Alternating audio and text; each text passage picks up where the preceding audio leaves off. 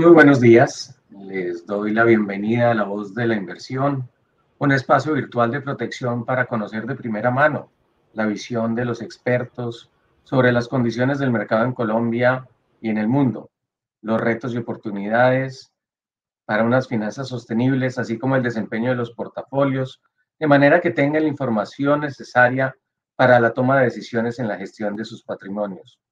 Yo soy Ricardo Ávila, analista senior de El Diario El Tiempo, y tuve el privilegio de haber sido invitado para moderar este conversatorio entre expertos. Así que los acompañaré hoy en este encuentro virtual lleno de información muy relevante. Estamos en vivo desde protección.com/eventos. Los invitamos a participar dejando sus preguntas en el chat que encuentran en sus pantallas o como nota de voz vía WhatsApp con el número 305-426-2695. Repito, 305-426-2695. Decía que estoy acompañado de verdaderos expertos y quiero darle en consecuencia la bienvenida a nuestros panelistas del día de hoy. En primer lugar, a Gabriela Santos, estratega de mercados globales de JP Morgan, que trabaja claramente en el equipo de estrategia de Global Market Insights de JP Morgan Asset Management y presenta información oportuna del mercado y de la economía a clientes institucionales individuales en Estados Unidos y América Latina. También realiza investigaciones sobre la economía global y los mercados de capitales y es responsable de la publicación Guide to the Markets Latinoamérica y otras publicaciones. Es una invitada frecuente en CNBC, en Bloomberg y diferentes medios de noticias financieras y al mismo tiempo es citada con regularidad por la prensa especializada. También quiero saludar a Felipe Herrera, vicepresidente de Inversiones de Protección, quien tiene una maestría en Ciencias en Finanzas del Boston College en Estados Unidos. Felipe se desempeña como líder del equipo de inversiones de protección desde 2016 y antes trabajó en esta misma vicepresidencia como director de renta fija y temas relacionados con cambios con monedas extranjeras, director de investigación de inversiones y estructurador de derivados financieros en Bancolombia. Sin más preámbulo, vamos a comenzar con nuestro evento y arranquemos con los temas relacionados con el panorama global. Panorama global, sin duda alguna, afectado por esta circunstancia que a todos nos sorprendió, quienes habitamos en este planeta, como fue la irrupción de la pandemia desde comienzos del año pasado, las consecuencias que trajo, pero evidentemente pues estamos en un proceso distinto hoy en día y por cuenta de esta situación pues lo que estamos viendo es que las expectativas de crecimiento son favorables para 2021. De hecho, estamos registrando la mayor aceleración del mundo en 50 años y el proceso de vacunación, la verdad, ha ido mucho más rápido de lo esperado. En las últimas horas, para dar una cita, Gita Gopinath, la economista jefe del Fondo Monetario Internacional, expresó como ya el 40% de los habitantes de este planeta han recibido al menos una dosis de la vacuna, algo que parecía irrealizable tan solo unos meses atrás. Sin embargo, en medio de esta circunstancia existe incertidumbre por la lenta recuperación en el empleo, el aumento en el ritmo de la inflación en diferentes lugares, el incremento del gasto fiscal y su sostenibilidad o las tensiones geopolíticas, como lo hemos observado quienes registramos pues la precipitada salida de Estados Unidos de Afganistán y las consecuencias que ello tuvo o puede tener. Por otra parte, los inversionistas parecen no estar muy preocupados, luego de que los principales índices accionarios han marcado nuevos máximos históricos. Por eso quisiera comenzar a preguntarle a Gabriela si los inversionistas están siendo muy complacientes o si algunas de esas dificultades que he mencionado pues tenderán a solucionarse en cuestión de semanas o meses en el corto plazo. Bienvenida, Gabriela, y muchas gracias. Muchas gracias, Ricardo. Muy buenos días a todos. De hecho, no creemos que los inversionistas están siendo complacentes. Y eso es porque vale nos recordar que los mercados siempre se adelantan de la realidad. Y tuvimos, bueno, el piso de los mercados fue en marzo de 2020, ¿no? Ya estamos aquí a 15 meses de recuperación de los mercados de riesgo en el mundo. Y los mercados empezaron a adelantar de la aceleración económica que estamos viendo este año.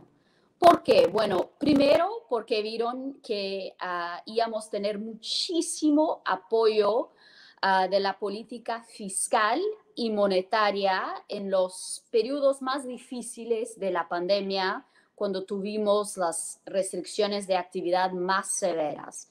Tuvimos entonces un contrapeso muy importante para los hogares, para los negocios, que los permitieran a sobrevivir este periodo difícil de restricciones de actividad. Y eso dio ya mucha confianza a los mercados el año anterior. Los mercados también ganaron mucha confianza en noviembre de 2020, a casi un año, cuando tuvimos los primeros resultados de eficacia de las vacunas contra el COVID-19, lo que nos permitió mirar en el horizonte una salida más permanente de esta vida de pandemia. Entonces los mercados se mostrando otra vez que se adelantan, ya empezamos a tocar máximas históricas, el índice accionario en Estados Unidos, ya el año anterior, una recuperación de más de 100% hoy en día desde sus mínimas. Hace sentido. En renta fija vimos también una fuerte recuperación en los precios de bonos corporativos, también mostrando esta mejor confianza de los inversionistas. De aquí adelante, claro, se adelantando un poquito más, los mercados están viendo, bueno, que la recuperación este año no es perfecta, no es una línea recta, ainda tenemos que lidiar un poco con la pandemia por un poquito más de tiempo que el esperado, pero estamos aprendiendo a convivir mejor con ella y tenemos este ritmo de vacunación más acelerado de lo que pensamos que iba a ser posible. Muy acelerado, especialmente en Estados Unidos y Europa, que están teniendo y registrando un buen ritmo de crecimiento. Y podemos mirar aún más aceleración de vacunación en otras regiones también, Asia, Latinoamérica, en los próximos meses, que van a permitir una recuperación más diversificada en estas regiones también. Entonces, para los mercados, hoy en día el más importante es el crecimiento de 2022.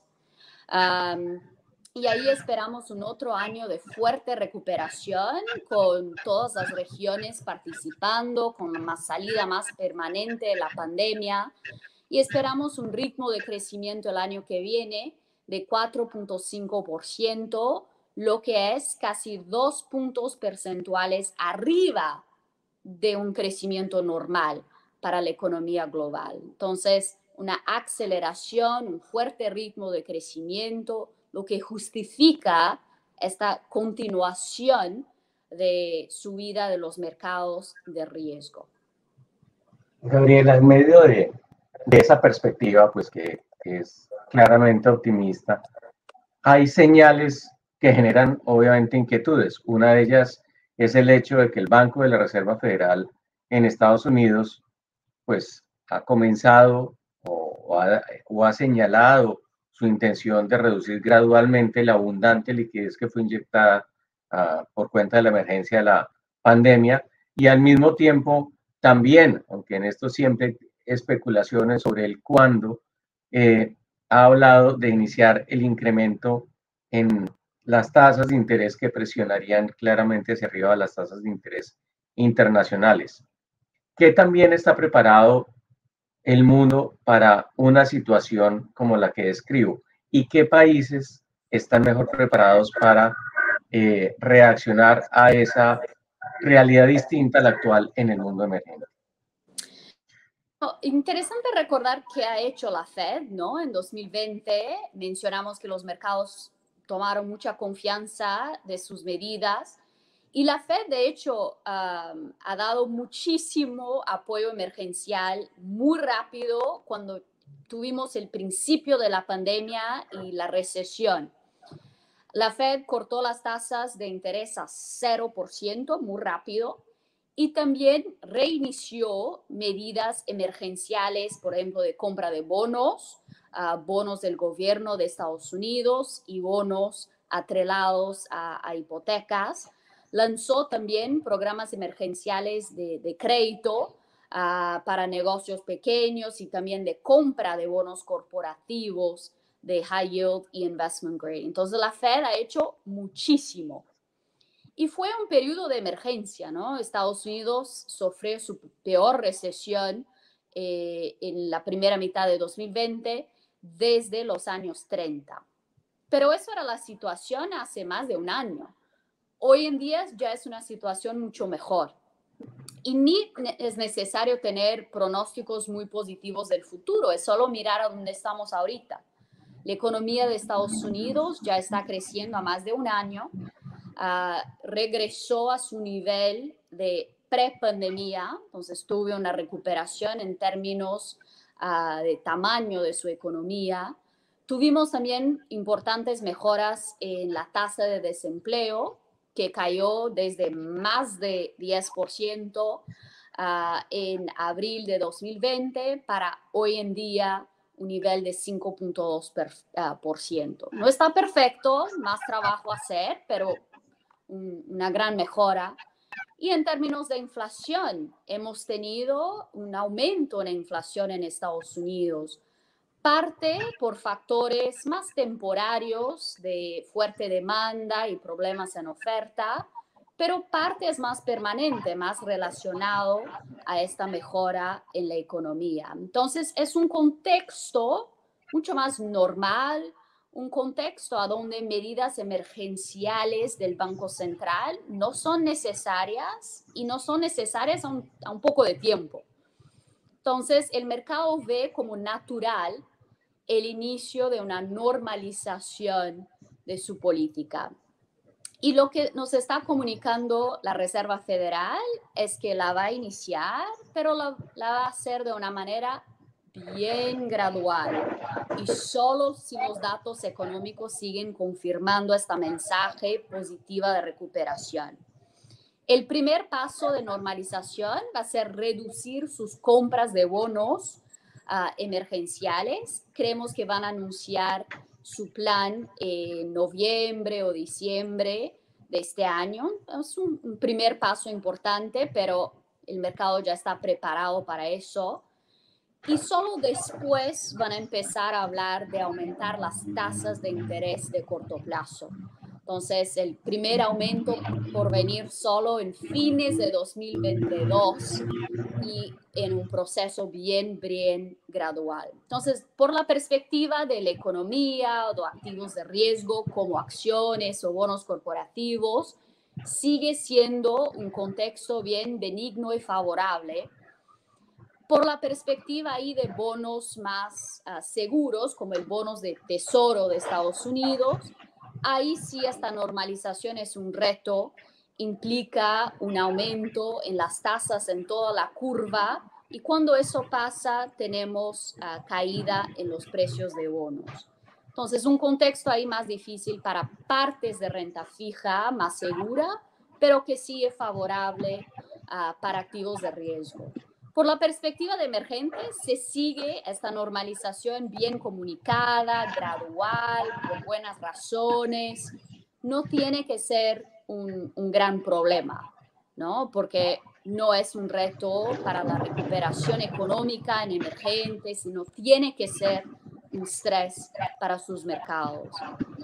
Algunos bancos centrales emergentes en Latinoamérica, por ejemplo, ya están decidiendo de aumentar sus tasas antes de la Fed y también porque la inflación está aumentando localmente también. Entonces ahí vemos un impacto en partes de renta fija emergente en Latinoamérica, pero en general no tiene que ser un escenario de estrés esta normalización de la Fed. Muchas gracias, Gabriela. Un tema que, por supuesto, tiene o genera gran interés en Colombia, que tiene que ver con la fortaleza del dólar. De alguna manera, pues, nos ha enseñado la teoría de que cuando la oferta de algo crece, su precio tiende a bajar. La oferta de dólares ha sido gigantesca en los últimos años, pero el dólar se ha mantenido fuerte. ¿Cuál es la perspectiva que ustedes tienen sobre cómo se va a comportar la moneda estadounidense en los próximos años? Sí, de hecho, increíble recordarnos que estamos aquí a más de 10 años de un escenario de fortaleza del dólar. Increíble. Y sí, la oferta de dólares ha aumentado, pero la demanda de dólares ha sido también muy fuerte por dos razones principales. Primero, fue el cambio de regulación después de la crisis financiera, lo que ha forzado los bancos en Estados Unidos a tener más activos en sus balances, ¿no? Para proteger los bancos más. Entonces, mucha demanda de bancos por activos seguros, principalmente bonos de tesoro de Estados Unidos en dólares. Segundo, la recuperación anterior, el ciclo anterior de los últimos 10 años, fue un ciclo muy desigual, a donde Estados Unidos tuvo una recuperación constante desde la crisis financiera, un crecimiento por más de 10 años, mientras que tuvimos problemas en otras partes del mundo. Una segunda recesión en Europa en 2012, la caída en precios de commodities afectando emergentes en 2014-15. Entonces, los inversionistas tuvieron mucha demanda por activos de Estados Unidos, por este contexto mejor y los riesgos altos en otras partes del mundo. Entonces, mucha demanda por acciones de Estados Unidos, por bonos de Estados Unidos. Entonces, la demanda de dólares ha sido muy fuerte por estas dos razones, regulación y crecimiento desequilibrado. Ok, pero ¿y el futuro? ¿Qué esperamos para la moneda del dólar en general? Esperamos una reversión del ciclo, a donde pasamos por un periodo a donde el dólar tiene un proceso de depreciación. No porque hay un problema en Estados Unidos o cambios en su regulación, pero porque tenemos un contexto a donde podemos imaginar años de un crecimiento más bien equilibrado en el mundo, a donde crece Estados Unidos, pero crece también Europa. Crece Estados Unidos, pero crece mejor emergentes. Y ahí podemos ver menos demanda solo de activos de Estados Unidos, más demanda de otros activos denominados en otras monedas. Entonces, esperamos un escenario diferente en la próxima década, de un poco de depreciación del dólar. Pero eso es bien generalizado, ¿no? Ahí cada moneda se porta de una manera distinta. Especialmente en Latinoamérica, nuestras monedas tienden a ser bien volátiles en comparación a otras y tienden a ser muy correlacionadas primero con precios de commodities. No esperamos un gran superciclo de commodities, entonces eso no es un gran apoyo para nuestras monedas. Y también son muy correlacionadas con nuestro riesgo político o qué está pasando localmente.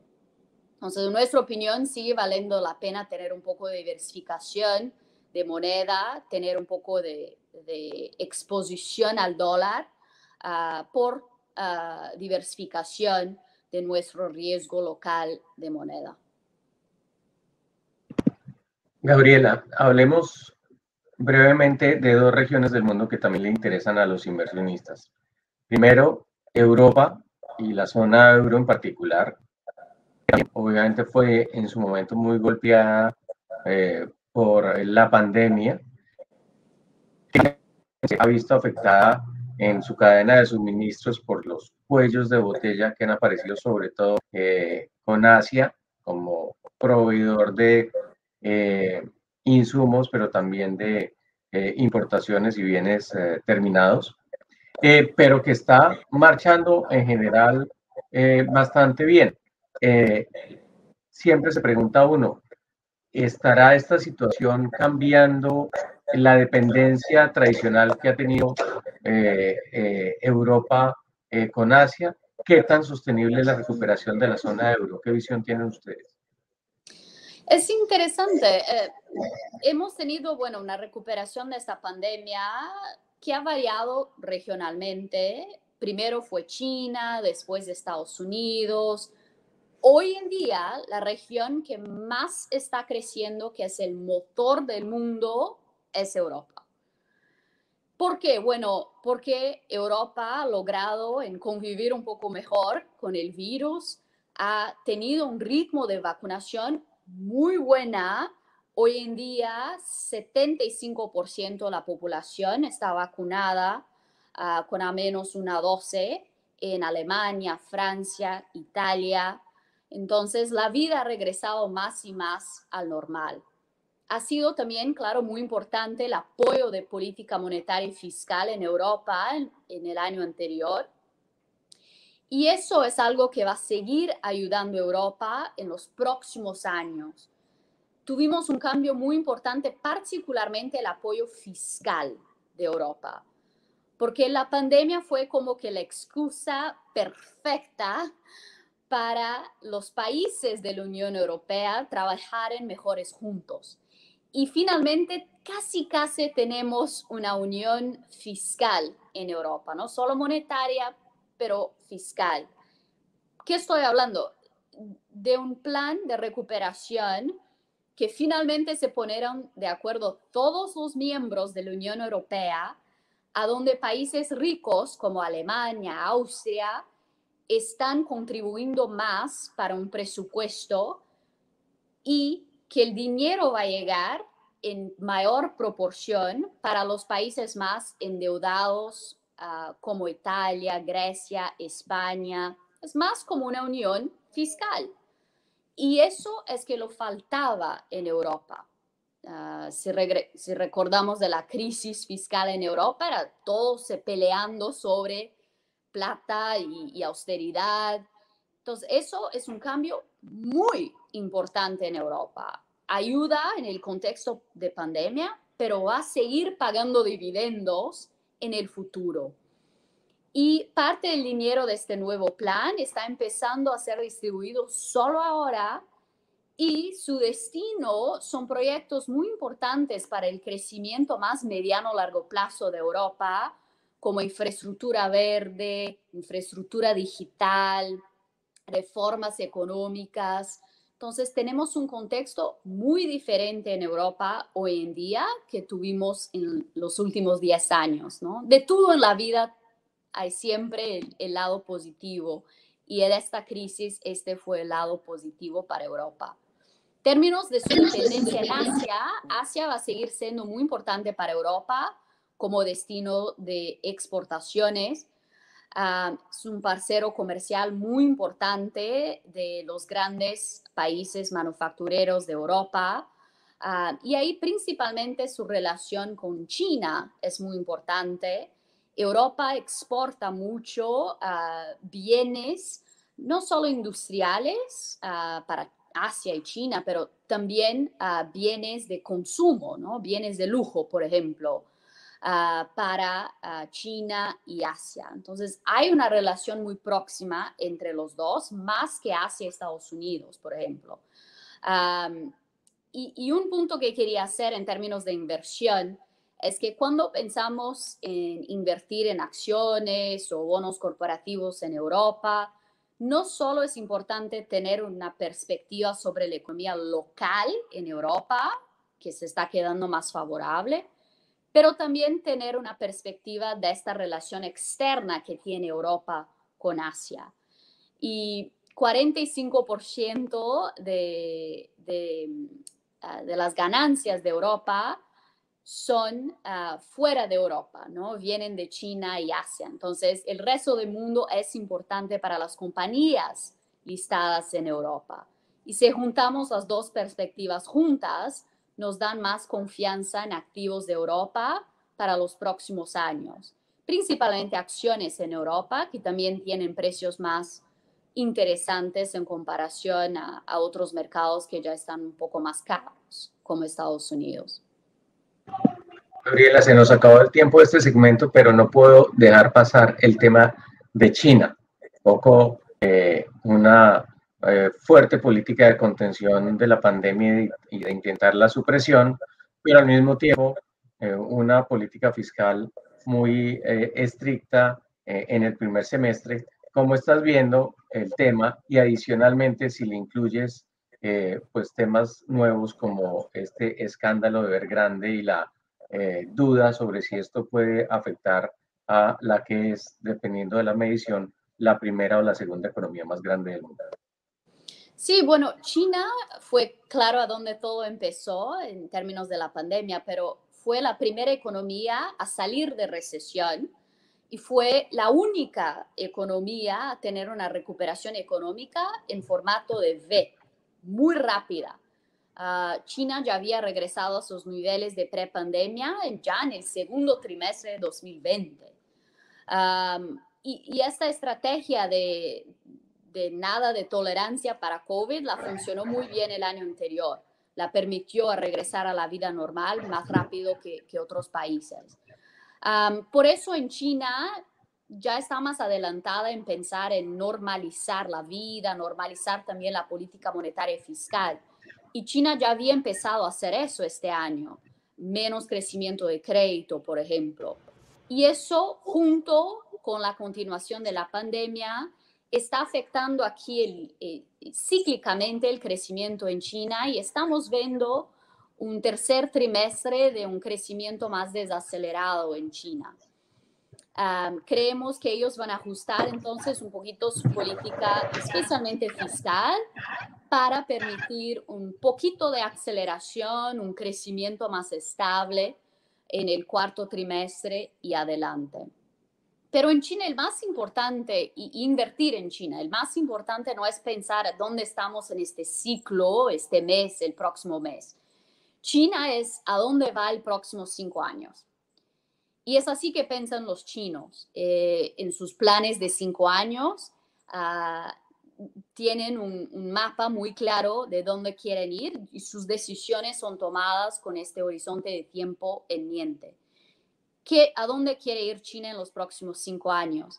Quiere salir de ser un país emergente, que es hoy en día, a ser un país rico. Entonces, quiere decir, seguir aumentando su crecimiento económico per cápita. Y para eso está enfocando mucho más en la calidad de su crecimiento económico, no solo la cantidad. ¿Qué es calidad para China? Es un consumo más interno, un consumo de los hogares, y es más innovación tecnológica. Calidad también quiere decir calidad de vida de las personas. Disminuir la desigualdad, disminuir la polución y disminuir el costo de vida en precios de educación, salud y vivienda. Entonces, aquí estamos hablando de sectores que van a ganar más apoyo, consumo interno, innovación tecnológica, y sectores que van a estar más en presión, como energía tradicional, viviendas, educación y partes de salud. Entonces, invertir en China para nosotros es un tema muy importante para los próximos 5 o 10 años. Muchísima oportunidad y el potencial de aumentar el retorno de las carteras, pero siempre es muy importante de pensar quién son los ganadores y quién son los perdedores de esta nueva China de los próximos 5 años. No invertir en la China mirando los últimos 10, 20 años. Muchas gracias, Gabriela. Volveremos con Gabriela en unos minutos, pero vamos, por supuesto, a escuchar el panorama local. Antes de ello, y antes de continuar, los invito a ver este corto mensaje. ¿Cómo te imaginas tu futuro? Puede ser un lienzo en blanco, como la casa que quieres tener, o verde, como el planeta que cuidas. También puede ser rojo, como el corazón que palpita cuando piensas en tu emprendimiento.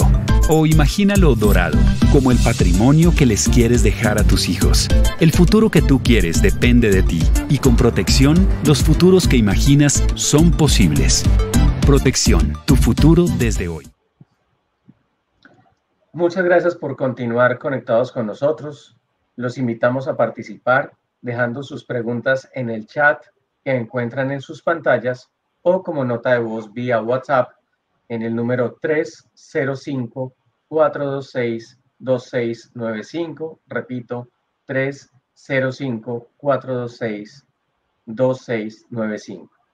Bueno, pasemos a hablar del panorama local y le doy la bienvenida a Felipe para que por favor nos ilustre sobre la visión que tiene con respecto a lo que está pasando en Colombia, un país que indudablemente había arrancado, esto ya parece de la historia lejana, pero no lo es tanto, un 2020 que comenzó con mucha fuerza, llegó la pandemia y todos sabemos lo que sucedió entre las consecuencias derivadas de esta sorpresa, pues estuvo un aumento muy significativo de la deuda y una pérdida del grado de inversión. Sin embargo, a pesar de la rebaja en la calificación que nos hicieron dos de las tres casas más importantes de calificación de riesgo, vemos que los inversionistas extranjeros han aumentado su participación en títulos de deuda pública del país. ¿Qué están viendo ellos que algunos colombianos no, Felipe?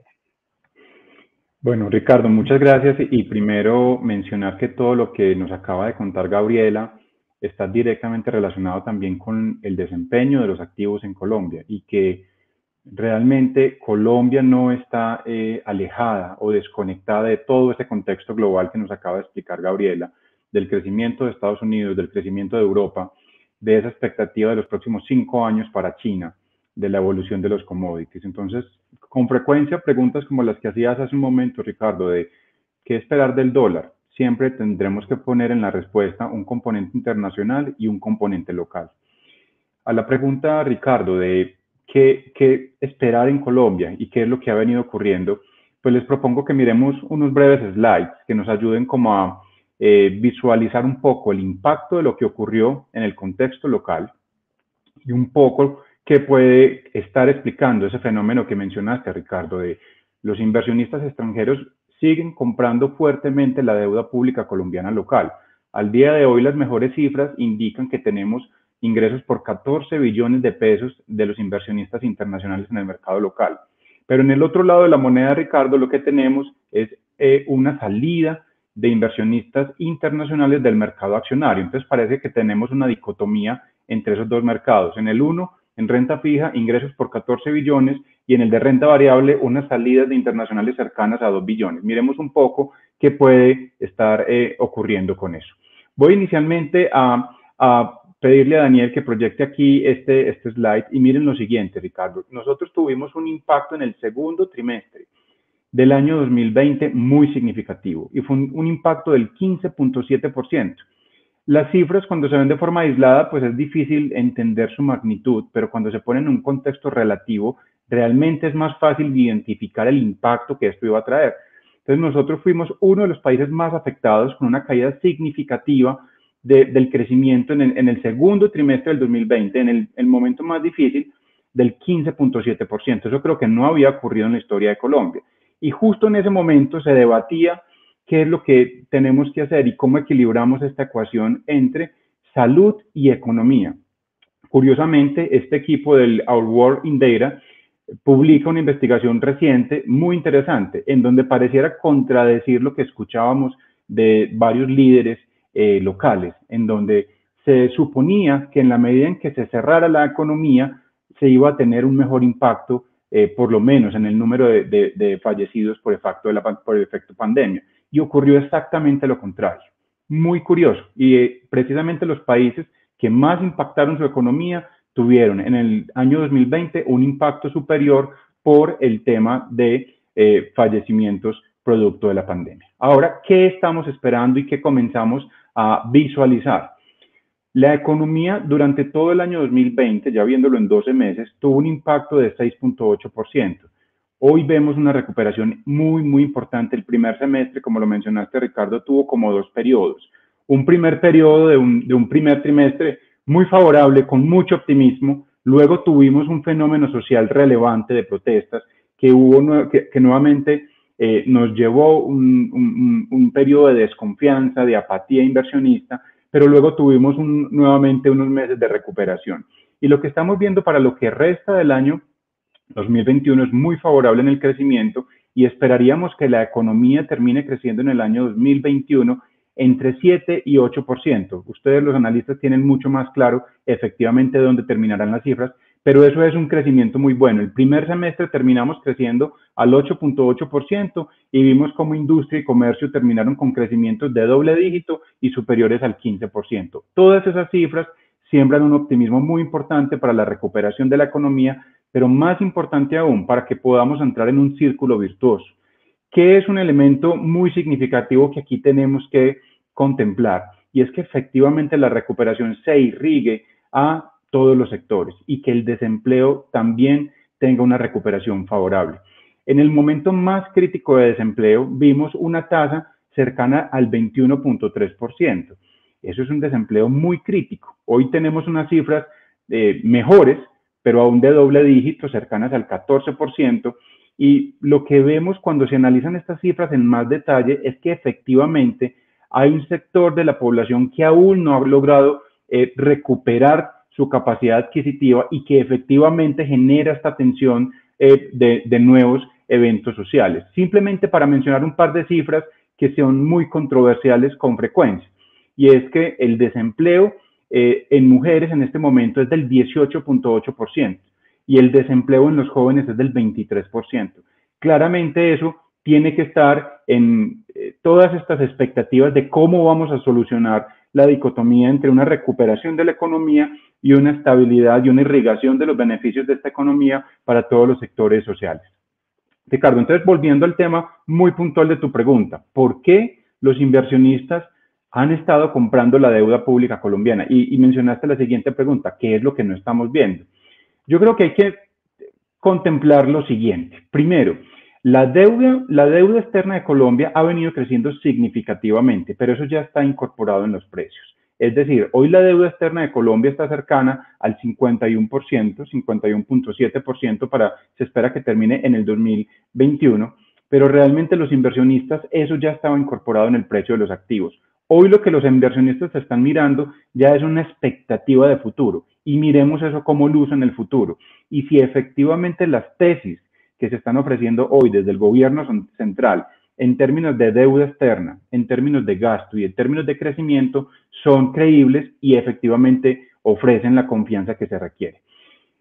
¿Qué es lo que ocurre cuando llega una crisis tan fuerte como la pandemia? Los países que tienen una mejor macroeconomía pues tienen más capacidad de reaccionar a estos temas, pero países como Colombia realmente no se afectaron solo por efecto 2020. Nosotros ya veníamos con una tendencia creciente, por ejemplo, en el gasto y como lo acabamos de ver en la deuda externa de Colombia. Miren esta gráfica tan interesante.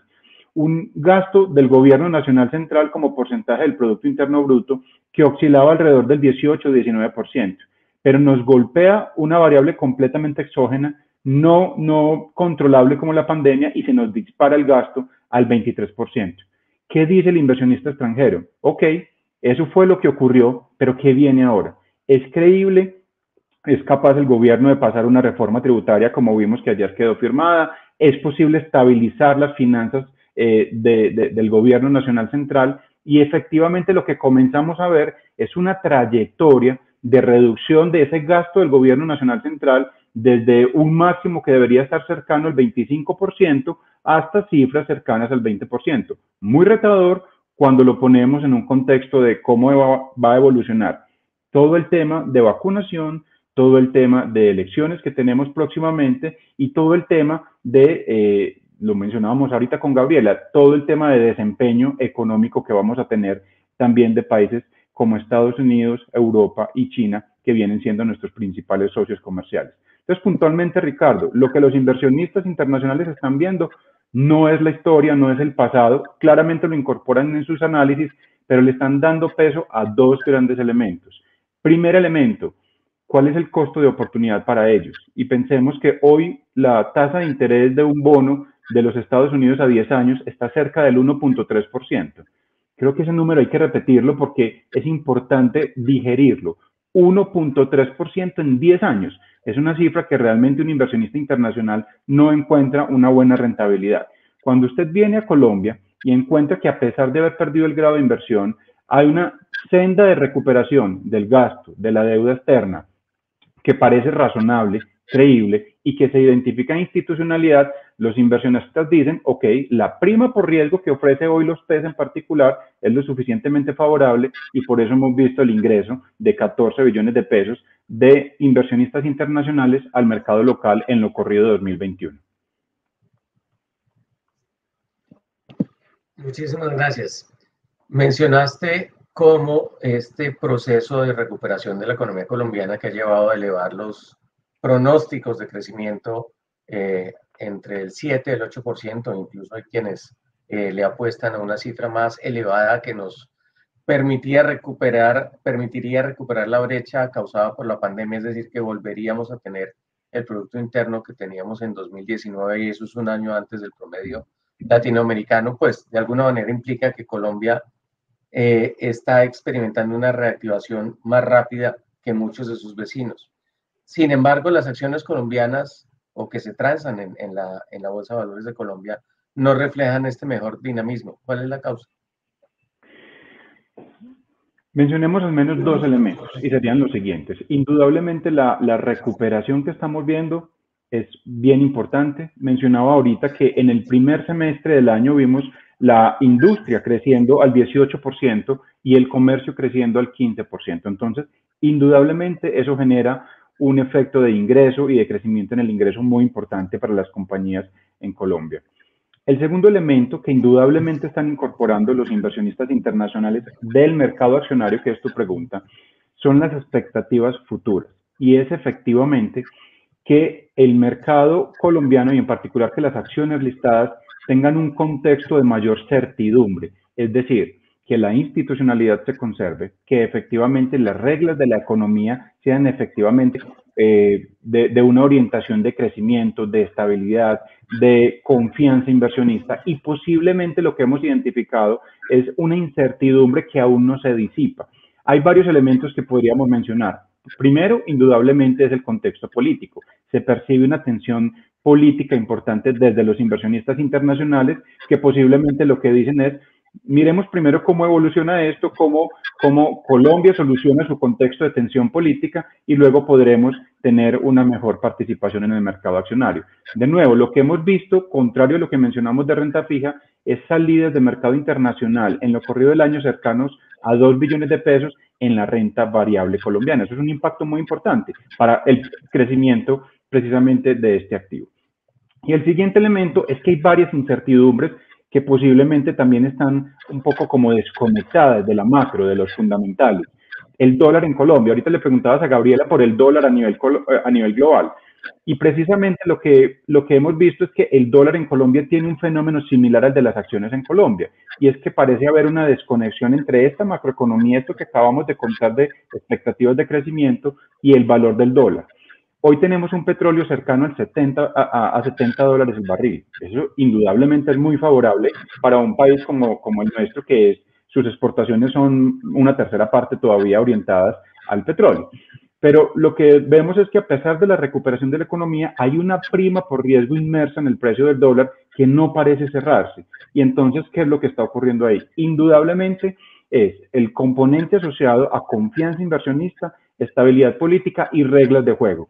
Es decir, los precios siempre incorporan incertidumbre, pero hoy la incertidumbre se está alejando de los componentes fundamentales y se está centrando mucho en componentes un poco más orientados al contexto político y de estabilidad institucional.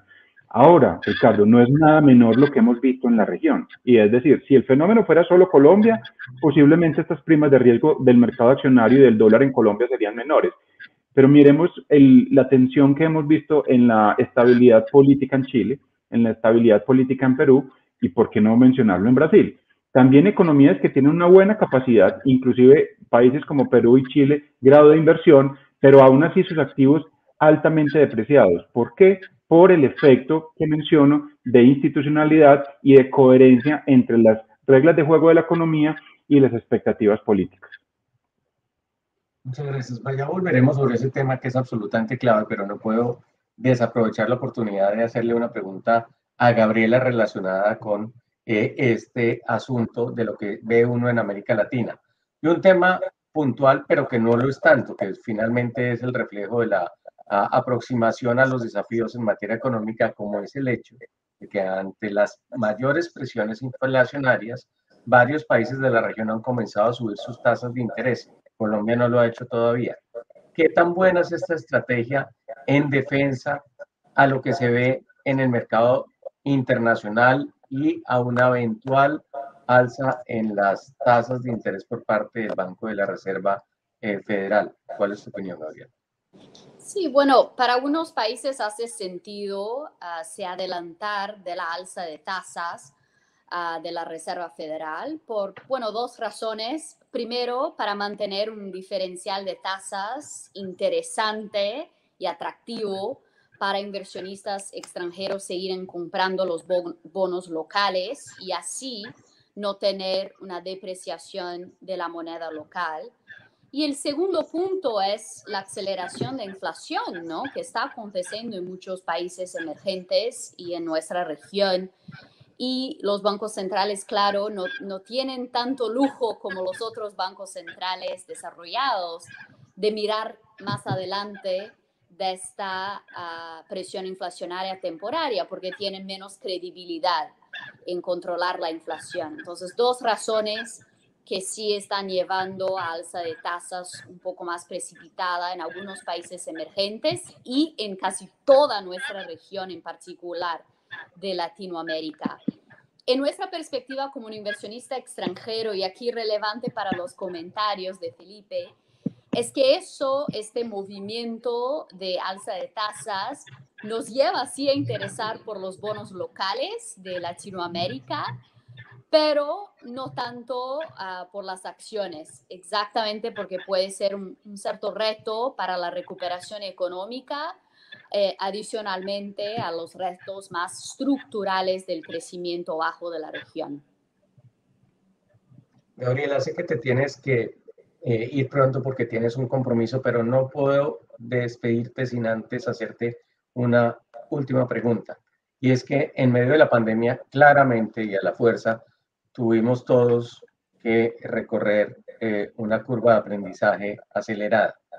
Algunos inversionistas, por ejemplo, salieron muy rápido de sus inversiones. Otros, pues, fueron presas del pesimismo y el pánico. Mientras que también encontramos personas que perdieron la disciplina de invertir de manera permanente, de volver a entrar al mercado. ¿Qué consejos o principios de inversión podemos recordarles a quienes están con nosotros hoy en día que les quieras transmitir? Sí, es interesante de pensar que los mismos principios de inversión que funcionaron en la última década, 20 años, funcionaron en el año de la pandemia. Y parecía, ¿no? En el peor momento de 2020, que estaba todo cambiando, que nada iba a funcionar, pero no fue verdad. Mantener los mismos principios de inversión fue exactamente la manera de mantener el éxito en las inversiones. ¿Y cuáles son? Bueno, yo traía algunos slides, quería solo comentarles 3 principios de inversión que funcionaron, siguieron funcionando en la pandemia.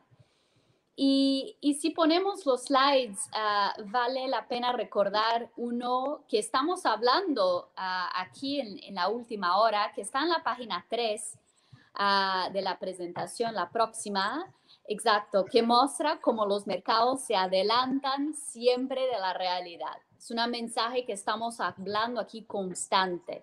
Entonces, los mercados reagen no a qué están sentido nosotros en la vida ahorita en la calle, pero qué está por venir. Y eso fue muy importante en la pandemia. Aquí, mirando la línea gris, son los mercados accionarios de Estados Unidos, una caída horrible de más de 30% en febrero de 2020. Pero mira cuán rápida fue su recuperación. Tocamos las mínimas, mencioné que fue en marzo de 2020, los mercados se adelantaron del apoyo monetario y fiscal, la recuperación, el regreso al normal, y aquí estamos. Máximas históricas a más de un año, casi 100% recuperación de las mínimas. Los mercados se adelantan. Y relacionado a este tema, en la página 5 de la presentación, es el segundo principio muy importante, que es intentar hacer un timing perfecto no funciona. No funciona salir para perder los peores días del mercado, exactamente porque las cosas cambian muy rápido y así vamos a perder también los mejores días de los mercados. Y es así que el retorno que mostramos de un índice, en teoría, puede ser muy distinto de nuestro retorno individual. Porque esta salida, pérdida de mejores momentos, entrada después, eso tiene un impacto negativo en nuestros retornos individuales. Y probamos eso aquí en el gráfico superior. Alguien invertido en acciones de Estados Unidos en los últimos 20 años, año de pandemia, crisis financiera, mantenido completamente invertido por 20 años, un retorno anualizado de 11%. Alguien que salió, perdió los mejores días, como en la pandemia en otros momentos, su retorno individual es mucho menos. Perdemos los 10 mejores días, nuestro retorno individual es casi la mitad. Hacemos demasiado por años y años, no tenemos retorno. Entonces, el market timing, tener el momento perfecto de entrada y salida, no va a funcionar. Y no funcionó en la pandemia. El peor día en 20 años fue un viernes, yo me recuerdo en marzo, y el mejor día fue el martes de la próxima semana, uno de los mejores días en 20 años. No funciona. Y es por eso que el último principio en la página 2 de la presentación es nosotros como inversionistas siempre tener en el horizonte exactamente este horizonte de inversión de mediano a largo plazo. No reagir a los headlines del momento, a qué pasa ahorita, mañana, la próxima semana, pero enfocar en a dónde vamos, ¿no? En los próximos años, la próxima década o más, porque es así que van a pensar los mercados en el mediano plazo. Y en muchos casos, ¿no? Es pensar, pero ¿por qué estoy ahorrando? ¿Por qué estoy invirtiendo en estas cosas? En muchos casos no es porque necesitamos de la plata la próxima semana. Es porque estamos pensando en el futuro, en necesitar crecer nuestro dinero para los próximos 10, 20, 30 años. Y es relacionado a este riesgo de longevidad. Estamos viviendo más y más tiempo. Hoy en día, alguien tiene una gran probabilidad de vivir a 100 años. Aquí mostramos a la izquierda 63 probabilidad de alguien mismo de 65 años de vivir más 20 años. Es mucho tiempo. Entonces tenemos que tener certeza que ahorramos suficiente, invertimos suficiente para crecer este dinero y nos permitir vivir mucho tiempo y vivir bien. Y es así que tenemos que mirar el éxito de nuestras inversiones. Es con este horizonte de tiempo de mediano a largo plazo. Y eso funcionó en la pandemia, va a funcionar también, no importa cuál es el riesgo del momento en la próxima década. Bueno, Gabriela, muchísimas gracias. Excelente. Gracias a ustedes. Tus intervenciones, de verdad que muy reconocidos por habernos dedicado este tiempo y, por supuesto, la mejor de las suertes en tus actividades. Muchas gracias. Muy buen día. Bueno, antes de continuar, los invito a ver este corto mensaje y ya volvemos.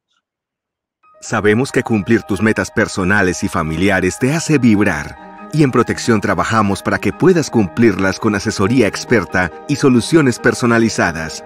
Te presentamos Gestión Pro, un servicio de gestión profesional de tus objetivos de ahorro e inversión, con recomendación y delegación de la estrategia de los expertos en una inteligente mezcla con tecnología de última generación.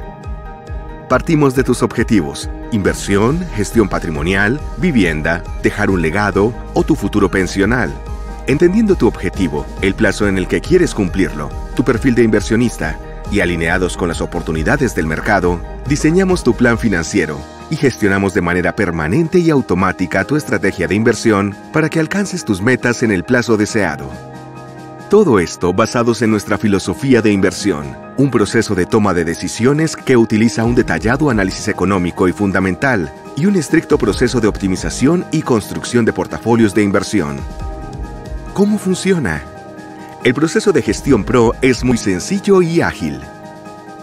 Primero, empezamos por conocerte. Queremos saber cómo te gusta invertir y qué tipo de riesgo estás dispuesto a asumir. Segundo, después tú estableces tu objetivo y el plazo en el que quieres cumplirlo. Tercero, con base en esta información, recibirás nuestra recomendación experta de una estrategia de inversión diversificada, con la que obtienes el balance ideal, generas retornos al invertir en múltiples activos, sectores y mercados, y te beneficias de la flexibilidad a la hora de aprovechar las oportunidades de acuerdo con la visión y los movimientos de los mercados. Finalmente, autorizas a Protección para que administre tu portafolio y haga los movimientos que estime convenientes de manera automática. Con Gestión Pro puedes tener una inversión sencilla, diversificada, sin costo adicional, enfocada en tus objetivos, con asesoría experta, en un servicio ejecutado por un equipo de expertos que estarán constantemente tomando decisiones por ti. Además, no tendrás que ocuparte de tomar decisiones que demandan tiempo y conocimiento experto. ¿Estás listo? ¡Empecemos! Tú creas el objetivo de ahorro y nos delegas tu gestión. Nosotros gestionamos tu estrategia de inversión para que juntos lo hagamos realidad. Con Gestión Pro, lo que antes era exclusivo, en Protección es para ti. Delega ya tus inversiones en Gestión Pro. Muy bien, volvemos a este evento de Protección y continuamos con Felipe, quien nos había hablado de un tema puntual que sin duda alguna lo nota cualquier persona que tenga, pues, en las conversaciones coloquiales que hacemos entre los colombianos y me reportan entre los propios clientes de Protección, que es la preocupación por la situación política del país. Pero frente a esta incertidumbre que se deriva pues, del hecho de que el próximo año tenemos una elección de el legislativo y 2 vueltas de las presidenciales, en el caso de que en la primera pues no ningún candidato logre recibir más de la mitad de los votos válidos, pues se hacen las generalizaciones con respecto a América Latina, lo que ve uno en países que también en algún momento fueron considerados polos de estabilidad, pero también las diferenciaciones.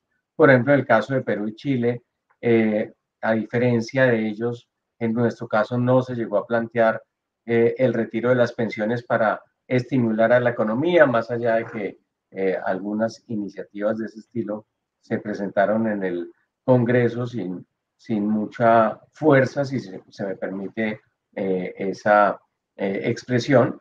Por el otro lado, en el caso de la economía colombiana, pues hemos visto precios elevados de algunos de nuestros principales productos de exportación, es el caso del petróleo, del carbón, del café, de algunos de los de productos agrícolas de la nueva generación, como es el tema del aguacate.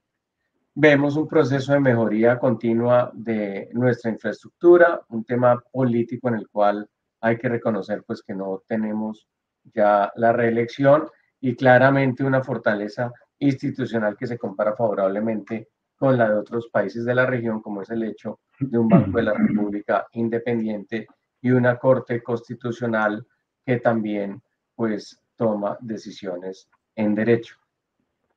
Cuando uno mezcla todo eso, ¿qué le puede decir uno a un inversionista que tiene este tipo de preocupaciones y que piensa en invertir en el país más allá de 2022, Felipe? Ricardo, en el segmento anterior mencionamos dos elementos bien importantes y creo que Gabriela los supo desarrollar muy bien. Un primer elemento es la expectativa de los inversionistas es a futuro y no de lo que conocemos como el headline o la noticia que está saliendo en este momento en una página web, sino cuáles son las transformaciones que están ocurriendo en un país, como tú lo mencionas, en infraestructura, en reformas a la economía, al empleo, a la institucionalidad y cómo eso se puede ver reflejado en un crecimiento sostenible. Y quiero hacer énfasis en esta última palabra porque indudablemente las cifras que hoy estamos mirando de crecimiento del 7 al 8% para el 2021 es muy favorable. Sin embargo, hay un componente, se dice como estadístico, y es que el punto de partida es muy bajo, y es 2020 fue un año de decrecimiento. Por lo tanto, es más factible tener en el 2021 un crecimiento fuerte, este famoso rebote. Entonces, el primer elemento es cuáles son esos cambios estructurales. El segundo elemento, también lo mencionábamos en la sección anterior, y es justo la coherencia entre el mensaje y la filosofía de inversión que le hemos persistentemente comentado a nuestros clientes de estar primero diversificado en diferentes clases de activos. Y segundo, evitar lo que Gabriela nos enseñó en una gráfica muy acertada, y es lo que se conoce como el timing del mercado. Y es esta noción, esta sensación o a veces este sentimiento de creer que tengo la capacidad de casi que de anticipar cuándo los mercados se van a desvalorizar y cuándo los mercados se van a valorizar. Eso es realmente muy complejo y el riesgo que se corre es superior al beneficio en caso tal de querer estar por fuera del mercado el día de las mayores caídas y justo volver a ingresar al mercado antes de las mayores recuperaciones. Esos dos elementos son críticos, transformaciones estructurales de la economía y segundo, diversificación y filosofía de inversión. Ese mensaje nosotros lo hemos comentado a nuestros clientes de manera persistente y es efectivamente en Colombia hay grandes oportunidades de inversión, vemos unas primas por riesgo inmersas en el mercado accionario muy atractivas, vemos en la renta fija también grandes oportunidades, pero hoy Colombia tiene acceso a activos internacionales absolutamente razonables para un portafolio de un cliente que está en Colombia. Los clientes que hoy están en un portafolio como balanceado, moderado o balanceado de crecimiento, se han beneficiado notablemente de tener acciones en Estados Unidos, que hoy se están ya rentando en el año corrido más de 20%. Entonces, miren, o cercano al 20%, perdón. Miren la importancia de no tener un activo internacional en donde uno pueda equilibrar los riesgos del contexto internacional que ahorita desarrollamos y del contexto local que hemos mencionado en varias oportunidades. ¿Qué otros activos también son importantes tener? Otros países emergentes, porque hemos visto que Colombia como país emergente, claro, ha tenido un deterioro, ha tenido una tensión política que la acabamos de mencionar, pero muy probablemente lo que los inversionistas internacionales están mirando es dónde hay países emergentes con mejor capacidad de recuperación, quién va a tener una senda de crecimiento sostenible.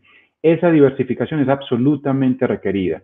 Tener inversiones no solo en pesos, sino también en dólares, ¿por qué no también en euros? ¿Por qué no también en otras monedas? Las inversiones que hemos hecho en China, ¿cómo se afectan con estos cambios de la tecnología, de las compañías dedicadas a la educación en China? ¿Cómo va a impactar a la economía global este fenómeno? Lo mencionaste al inicio de la charla, Ricardo, todo el tema de Evergrande. ¿Eso será un detonante de un posible sell-off, de un posible riesgo de mercado o está contenido? Entonces, de nuevo, esos dos elementos, un crecimiento sostenible que lo podemos desarrollar a continuación un poco más.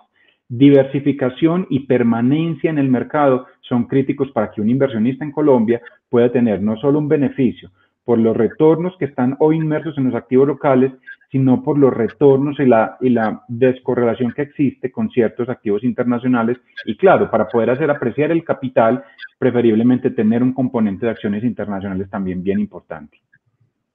Mencionaste este tema del crecimiento sostenible que a mí me parece clave, porque, si me lo permites, de alguna manera incorpora un nuevo elemento para los inversionistas, y puede ser que algunos de quienes están en nuestro público de hoy no lo tengan muy presente.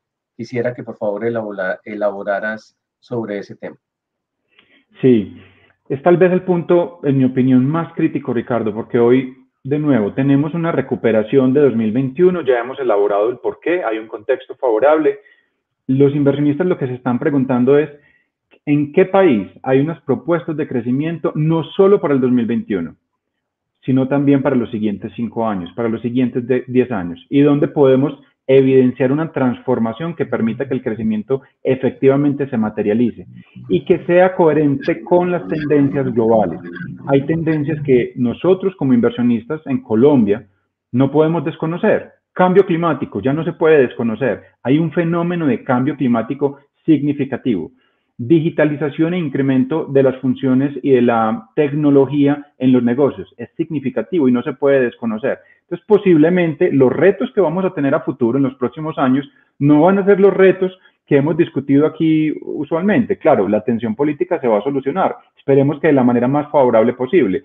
Todo el ciclo de un poco más de inflación, todo el ciclo de un poco más de aumento de la masa monetaria, todo eso se va a solucionar de alguna manera si la institucionalidad se conserva. Pero los inversionistas se están preguntando es cómo podemos tener una recuperación no solo de los siguientes 12 meses, sino en los siguientes 5 a 10 años. Un par de gráficas me pueden ayudar a complementar este mensaje, Ricardo. Permítame mirar acá esto, Daniel, si me proyectas aquí una diapositiva que quisiera compartir con nuestros clientes. Miren este fenómeno tan interesante. Este es un fenómeno de la proporción de los empleos que está en riesgo por todos los avances de automatización. En esta cifra, y esto es un research bien interesante de una casa de asset management del BBVA, se estima que aproximadamente para Colombia el 44% de los empleos tienen una alta probabilidad de desaparecer producto de la automatización. Entonces, de nuevo, la recuperación que hoy estamos construyendo está incorporando cómo la tecnología puede impactar esos empleos. Ahora, ¿esto es mucho o es poco? ¿Qué ocurre si miramos un contexto un poco más global? Y en esta gráfica lo que podemos ver es, comparemos al menos dos países, Chile, que podría ser más familiar para nosotros, más cercano, y Estados Unidos. La misma probabilidad para los empleos en Estados Unidos es del 10% del empleo, es decir, un país claramente más preparado para todo el crecimiento tecnológico y un impacto de menor proporción en los empleos que ya hoy tiene construidos. Chile tendría un impacto de alta probabilidad aproximadamente hasta del 20-25% aproximadamente. Entonces, cuando uno dice, oiga, ¿cómo es posible que la proporción en Colombia sea del 44% de los empleos actuales que pueden desaparecer por las tendencias de automatización? Vamos y miramos a Chile y la proporción es la mitad. Vamos y miramos a Estados Unidos, la proporción es del 10%. Claramente ese es un problema estructural que va a impactar el crecimiento sostenible en los siguientes 5 a 10 años.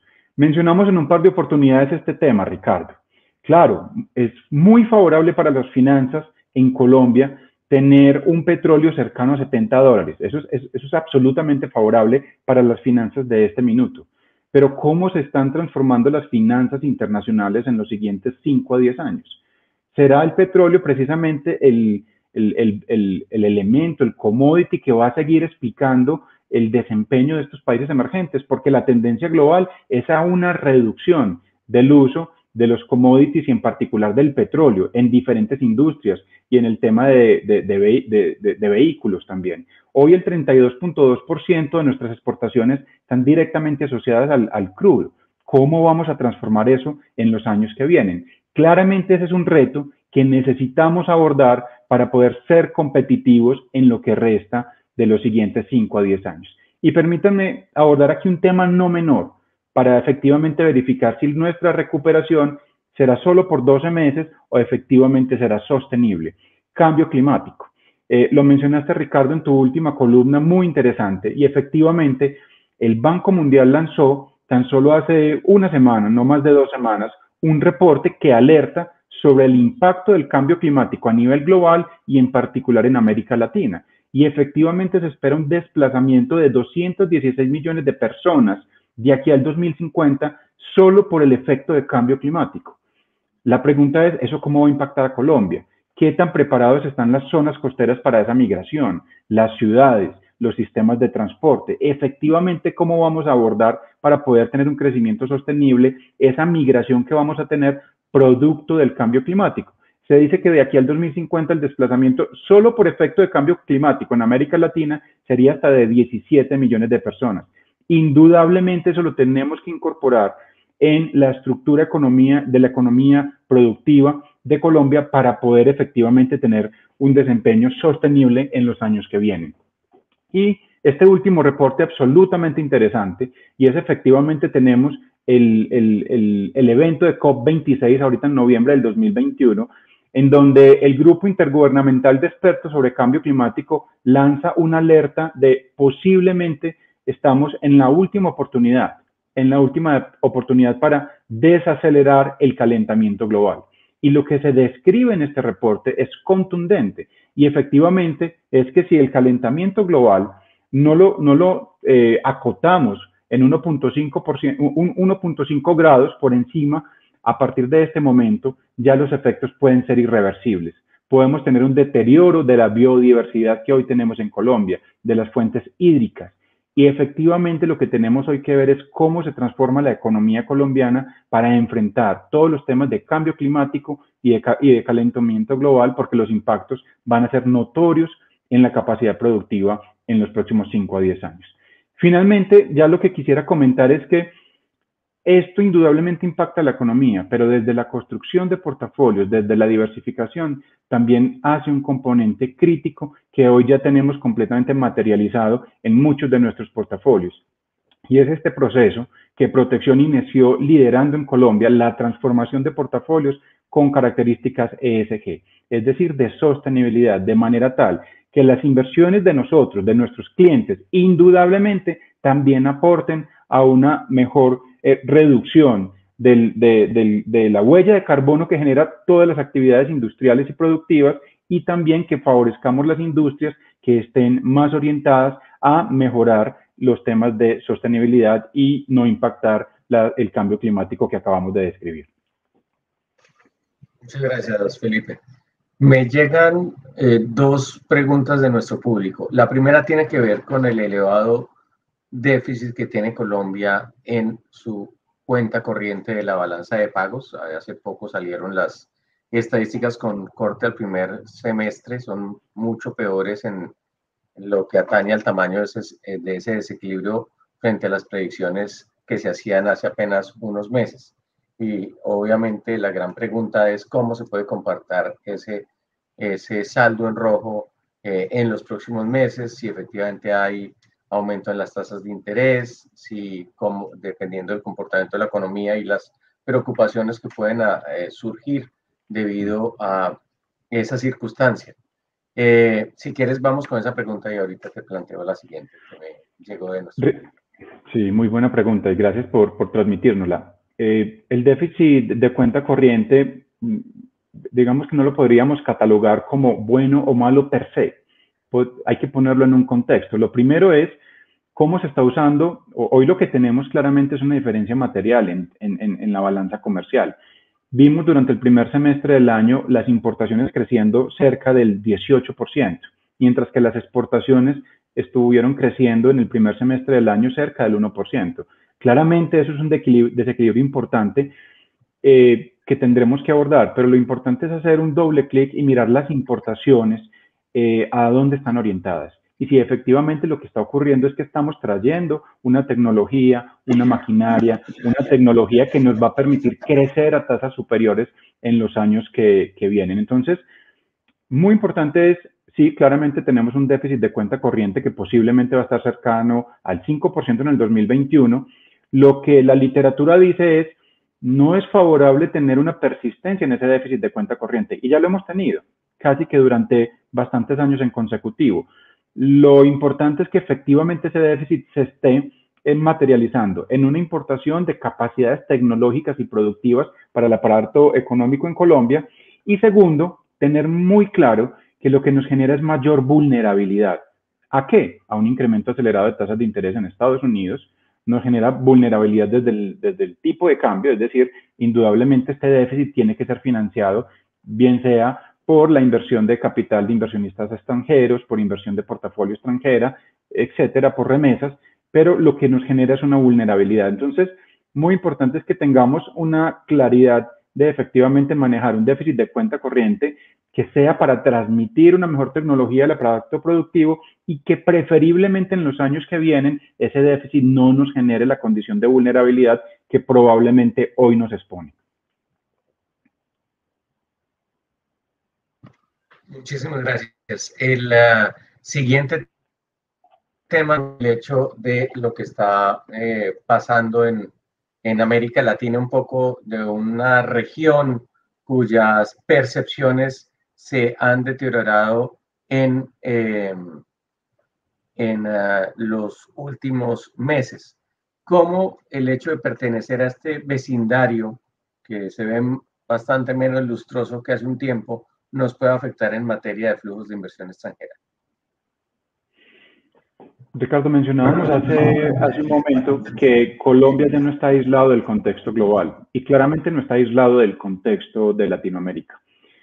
Los inversionistas internacionales ya reconocen que en Latinoamérica hay incertidumbre política, no es un fenómeno reciente de los últimos 12 meses. Claramente, por décadas hemos tenido una volatilidad en el contexto político que marca el mayor interés o menor interés de los inversionistas extranjeros. Sin embargo, hoy, post pandemia, lo que identificamos es de nuevo unas condiciones de la macroeconomía en Latinoamérica de mayor exposición a riesgos o a choques exógenos. Daniel, si nos compartes un momento el slide que tengo acá preparado para este tema y posiblemente nos ayude a ilustrar hoy cómo Latinoamérica luce vulnerable, al menos desde el punto de vista del endeudamiento que tienen los países. Acá estamos comparando desde el 2012 hasta la fecha el nivel de deuda externa de diferentes regiones. Primero, Colombia, espero se pueda ver un poco la línea, y es esta línea, yo la veo un poco azul. Miren cómo se ha venido acelerando desde niveles de 25%, lo mencionábamos ahora, cerca a una tasa del 56% de endeudamiento. Y Latinoamérica ya venía con una cifra superior a la de Colombia, y curiosamente hoy convergen y tenemos aproximadamente el mismo nivel de deuda externa. Es decir, la vulnerabilidad de los países en Latinoamérica no es solo de Colombia, sino que es un fenómeno generalizado en toda la región. Por lo tanto, no solo estamos hoy recibiendo como el efecto o la prima por riesgo inmersa en los activos por el componente de volatilidad política, sino también por unas condiciones macroeconómicas menos favorables, y este fenómeno de endeudamiento externo pues indudablemente se aceleró, como se ve en esta gráfica, por el efecto pandemia, pero nos pone en un contexto menos atractivo. Miren, cuando uno mira otros países emergentes como Asia, tiene niveles de endeudamiento externo cercanos al 19.5%. Entonces, indudablemente, como lo hacemos nosotros, otros inversionistas del ente global siempre están comparando y tratando de identificar en qué regiones, también de países emergentes, es posible encontrar unas condiciones macroeconómicas más favorables. Ahora, creo que Gabriela lo mencionó muy bien en su exposición. Esto es historia. Lo que hoy los inversionistas están tratando de identificar es cuál tesis de inversión es creíble. Lo que Brasil, lo que Chile, lo que Colombia están diciendo que van a hacer, ¿efectivamente va a ocurrir o es solo una buena proyección de una presentación de PowerPoint? Y donde se está efectivamente generando la credibilidad, la confianza institucional, es donde efectivamente se pueden comenzar a recibir los flujos de inversionistas extranjeros en los meses que vienen.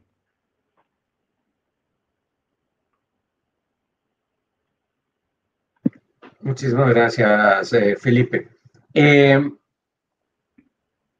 Tengo que tocar dos temas adicionales antes de que hagamos una nueva pausa y nos enfoquemos en el último segmento.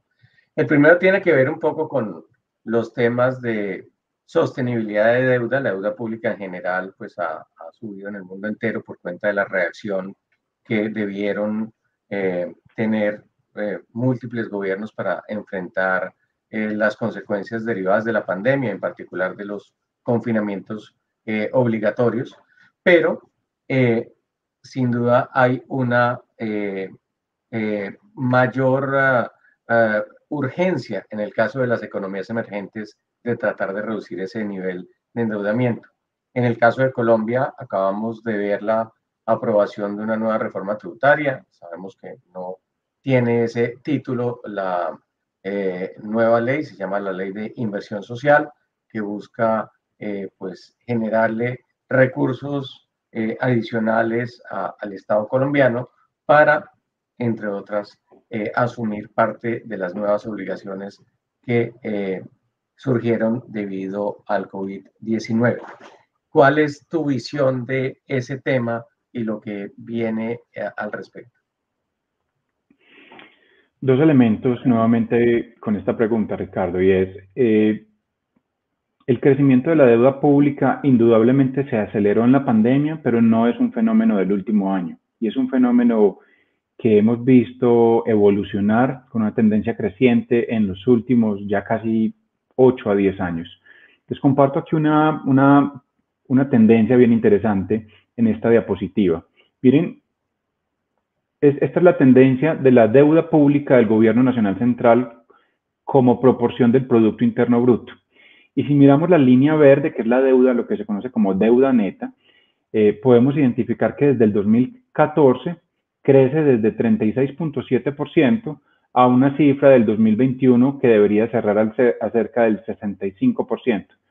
Claro, tuvimos un crecimiento material para poder atender la pandemia, era requerido, necesario.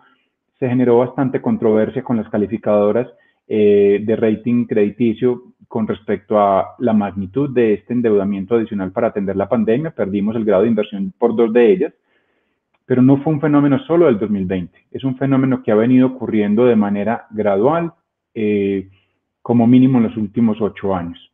De nuevo, esto es lo que pasó. ¿Cuál es la tesis que hoy ofrece el Gobierno Nacional Central? ¿Y qué es lo que quedó reflejado en el marco fiscal de mediano plazo? Y es que precisamente con la aprobación de la reforma tributaria que fue firmada el día de ayer, la tendencia de la deuda pública en Colombia como porcentaje del Producto Interno Bruto va a tener una evolución desde este 65% con un incremento temporal en los próximos años cercano al 67%, nada despreciable, llegando como a esa cota máxima que nos estamos imponiendo con la regla fiscal, y que en los próximos 10 años seremos capaces de ver una deuda decreciente cercana al 58% del Producto Interno Bruto de aquí al 2032. El segundo elemento, Ricardo, que mencionaría para tu pregunta es tener la noción clara que primero no fue una reforma completamente estructural, que no simplifica el esquema tributario, que no atiende las diferentes recomendaciones que se han transmitido desde casas de pensamiento bien relevantes.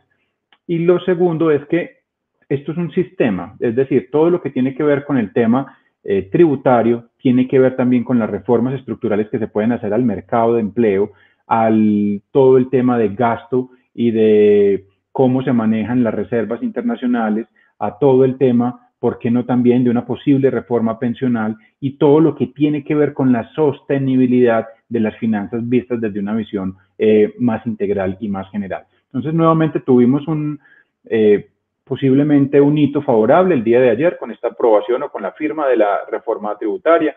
Tenemos la expectativa de reducción de la deuda pública a cifras de 58% de aquí a una década, pero esa evolución tiene que ser acompañada de otras reformas estructurales que puedan incrementar indudablemente el recaudo, hacerlo más progresivo y adicionalmente estabilizar las finanzas nacionales, no solo vistas desde el punto de vista de deuda externa, sino también desde el gasto que tiene el Gobierno Nacional Central.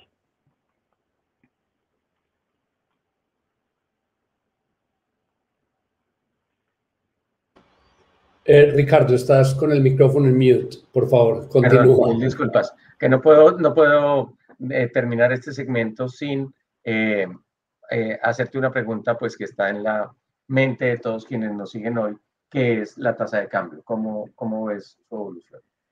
La mencionábamos hace un momento también, Ricardo, y es una pregunta muy frecuente.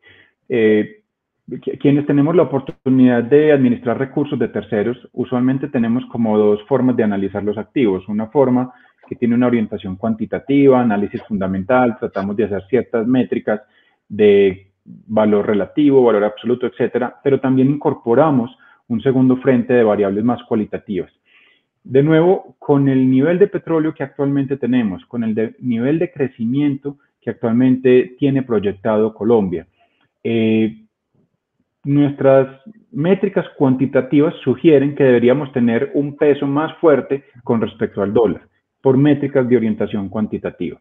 Lo que hemos visto es que hay un gap, usualmente se conoce como una prima por riesgo adicional, que no obedece a las cifras macroeconómicas que acabamos de mencionar. Es decir, el deterioro de la deuda pública, de la balanza cambiaria, de las finanzas, etcétera. Todo eso ya está incorporado en el tipo de cambio actual, pero a pesar de eso hay un valor adicional del dólar con respecto al peso que no obedece a esos elementos, sino como a elementos un poco más cualitativos de orientación política, y es la incertidumbre sembrada por parte de los inversionistas con respecto a cómo va a evolucionar, digamos, la institucionalidad y las reglas de juego de la economía en los años que vienen.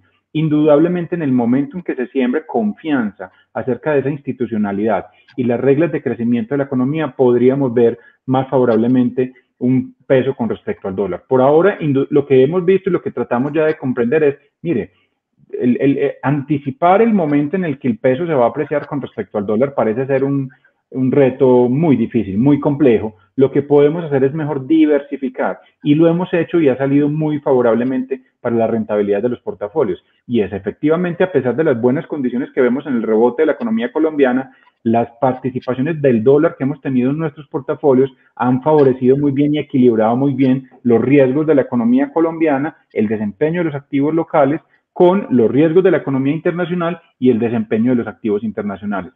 Una recomendación para quienes nos transmiten esa pregunta es, efectivamente, que no estemos direccionando una estrategia de inversión exclusivamente a tratar de anticipar en qué minuto se va a apreciar el peso con respecto al dólar. Eso, como lo decía Gabriela, parece ser un ejercicio a veces casi que imposible. Posiblemente es una mejor estrategia y hay mejor evidencia que tener un portafolio diversificado también con dólares genera mejores resultados que tratar de anticiparse al momento en cuando el dólar va a cambiar su tendencia. Muy buen consejo, muchas gracias, Felipe.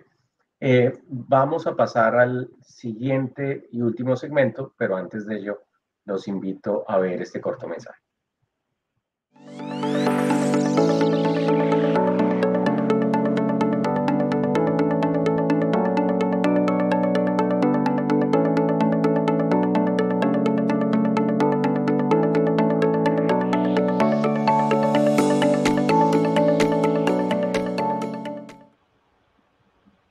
Bueno, muchas gracias. Regresamos ya para la parte de cierre, pero yo quisiera, ya que estamos cerca de las conclusiones, que Felipe nos cuente un poco temas relacionados con protección, porque me han contado también que protección tiene unas noticias muy importantes para compartir con nuestra audiencia. Para empezar, Felipe, hablemos de Gestión Pro. ¿De qué se trata? Bien. Gracias, Ricardo. Efectivamente, es un producto que ya existe en protección, es un producto absolutamente interesante que nos permite llevarle a nuestros clientes soluciones de inversión que usualmente son de acceso para inversionistas institucionales, pero cuyo acceso usualmente no es fácil para un cliente persona natural.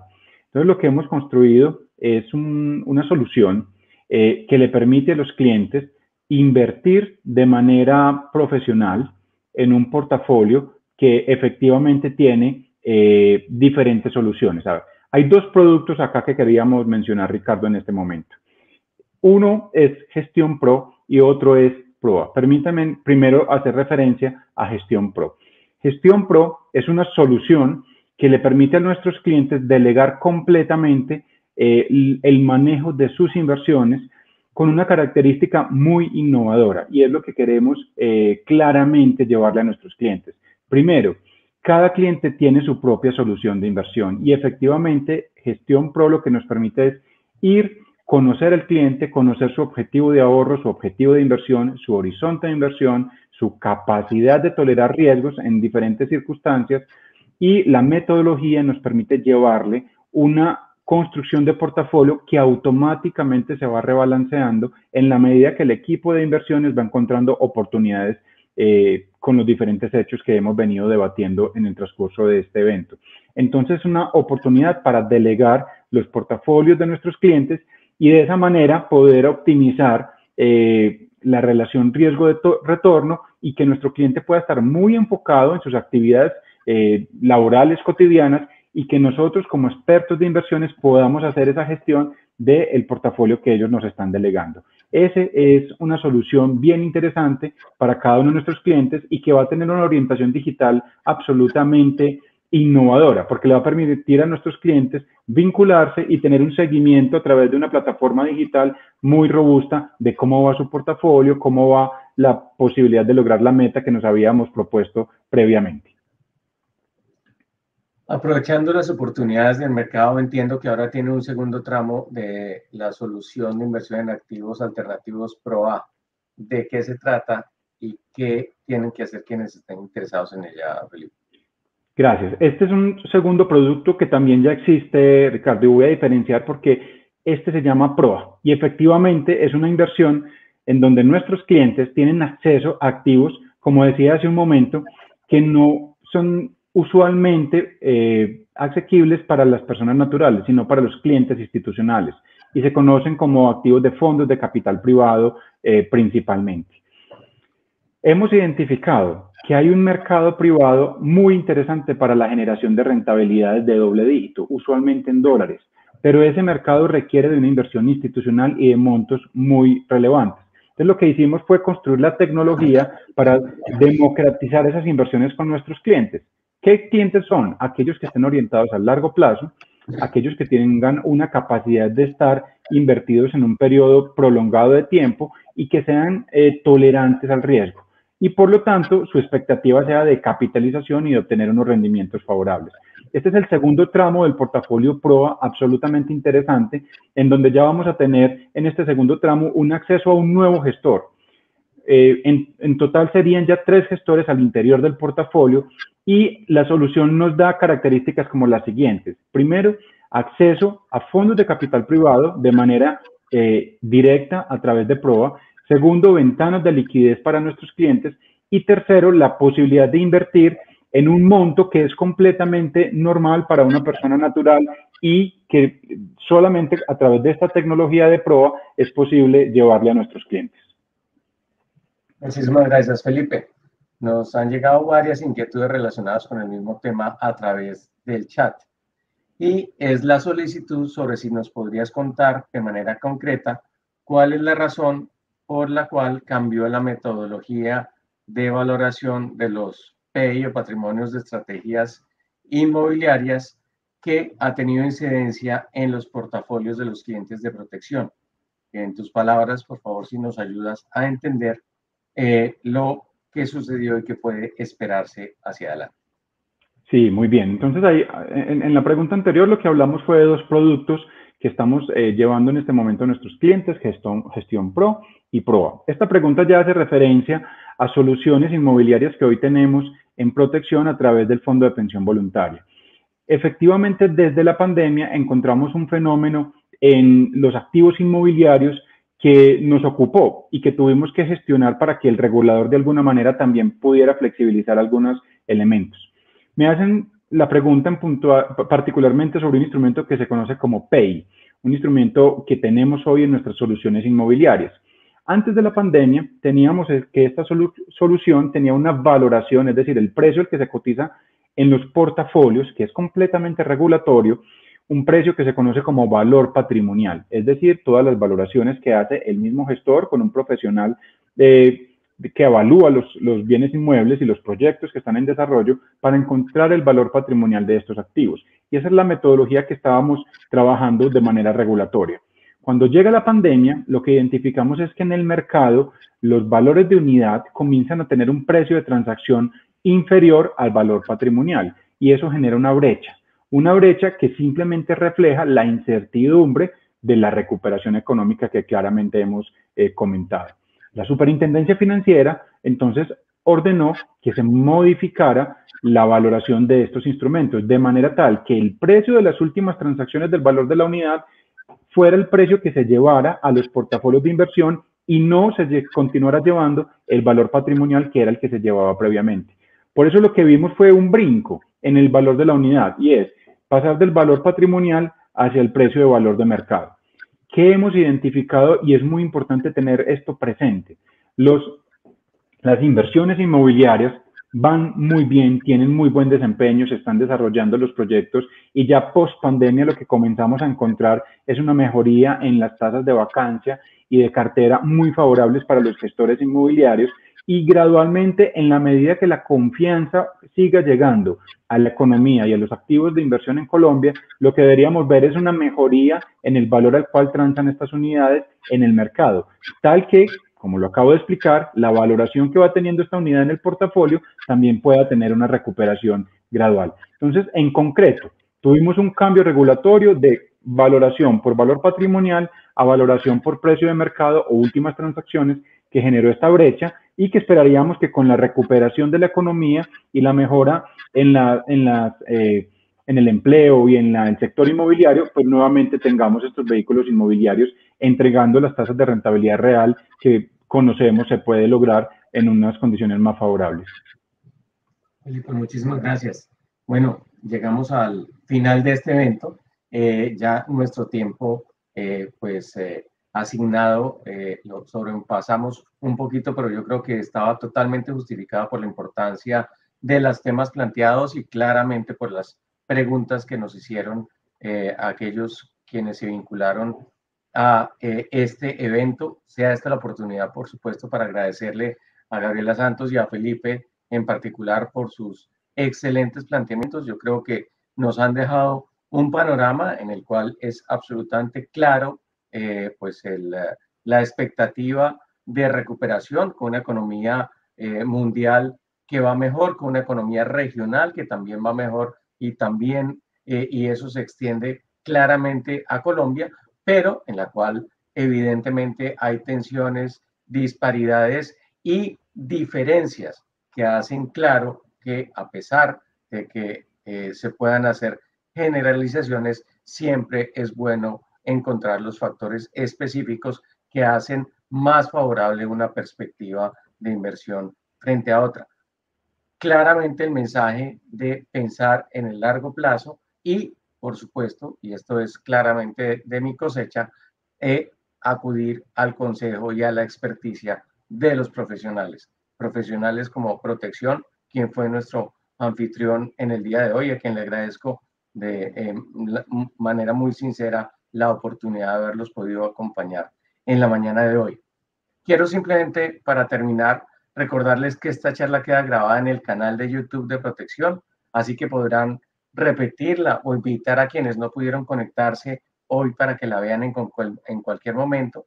Simplemente solicitarles que por favor nos dejen sus opiniones en la encuesta que se encuentra al lado superior de sus pantallas. Esta retroalimentación es clave para nosotros y, por supuesto, para seguir haciendo eventos que respondan a sus expectativas y, en lo posible, seguir teniendo la factibilidad de compartir con ustedes el conocimiento de expertos como los que nos han acompañado en la mañana de hoy.